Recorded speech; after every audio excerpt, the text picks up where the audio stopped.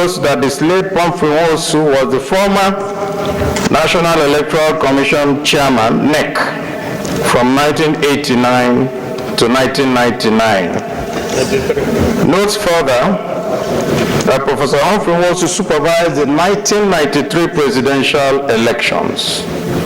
Aware that his courageous defense of democratic electoral process during the 1993 presidential elections led to the famous June 12, which ultimately confirmed Alhaji MKO Abiola as the winner of the election. Further aware that he stood his ground, ensuring that the Nigerians' electoral wishes and aspirations were realized, which culminated in June 12 being marked as the authentic democracy day, due to his unwavering stand as an umpire. Note that Professor Nwosu laid a landmark foundation for the present Independent National Electoral Commission today, and that Professor Nwosu passed away on the 20th of October 2024, aged 83 years old. Aware that despite his contributions, Professor Nwosu was seemingly neglected until his death, which highlights complaints of unfair treatment of notable public servants. Accordingly, 1. Resolve that the federal government to immortalize him by naming the present INEC headquarters after him. 2. Further urge the government to posthumously honor him with national honor. And 3. Extend condolences to the family and recognize their sacrifice in supporting his work towards a better Nigeria. May I add, Mr. President, that Nwosu will be buried tomorrow in his hometown in Ajali, in Anambra State. I so move, Mr. President. Bitobe, do you want to second the motion? Yes. Okay, go ahead. Senator. Each day I leave my house to come to these chambers. I ask God to guide my thoughts, to give me the will to speak the truth, and to service my conscience.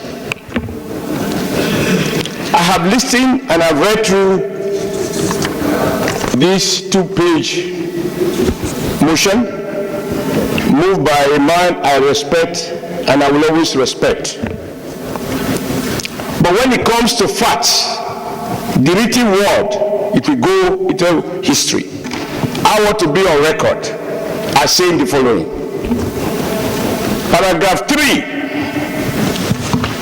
of this document, this motion, which says, quote, conscious of his courageous defense of the democratic electoral process during the 1993 presidential election that led to the famous June 12 slogan, which ultimately confirmed MKO Abiola as the winner of the election.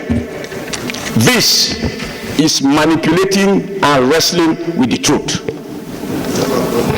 June 12 became famous because Nigerians who voted and the elections result already announced, people were at liberty to do their calculation. But because the chief electoral officer failed to formally announce the figures and declare the winner, the Nigerian people on their own talk about, if you look at the media review, the man who is widely believed to have won the election, because the man who should have announced it failed to do so. The second paragraph, or the fourth paragraph, informed that he stood his ground during Nigeria electoral wishes and aspirations were realized, which culminated in June 12 being marked as authentic democratic day due to his unwavering stand as an umpire. Sir, again, this is not correct. President Muhammadu Buhari, to his credit, decided, and may God bless him for that, said what Nigerians already knew, but coming from a city head of state and president that gave you the currency, he said everybody knew that MK Abiola won June election that was conducted on June 12th. Nigerians were really in pain because nobody is able to quote where Professor Nwosu announced the results. It is his failure to announce the result, whether under threat or other whatever forces that prevented him from so doing, that Nigerians were unable to say that he was declared the winner. In fact, I was active in that struggle. When we met with the late General Sani Abacha, he said the reason he decided to order the detention of MK Abiola was that MK Abiola proclaimed himself as the winner of the election and therefore as president. It was on that basis Abiola was arrested and he died in detention. If Professor Nwosu had the courage, I emphasize courage as is being suggested here, to announce the winner and damn the consequences. After all, he who is not ready to die for something will end up dying for nothing. We cannot distort history in this Senate. We must be seen to have sentiments that reflect the average feeling of the average Nigerian. Professor Nwosu, when it mattered most, his courage failed him. And when you give national honors and recognition, you do so for people who have shown courage, who have paid the supreme price, or who were ready to pay that price. Lastly, cognizance of the fact that Professor Nwosu laid a landmark foundation, blah, blah, blah, blah. This is the reason it is even more painful that you allegedly have all this courage to conduct elections. I'm on record as saying that Professor Nwosu and President Babangida fooled 18 million Nigerians that voted. Nwosu is not on record before his death as admitting that before I die, let me confess that there was a winner. You have 2 seconds remaining. Therefore, let me round up, Mr. President. I thank you for this, because this is very important. If you couldn't, this is my last point, sir. I appreciate. This is my last point. So I want my in-laws to understand.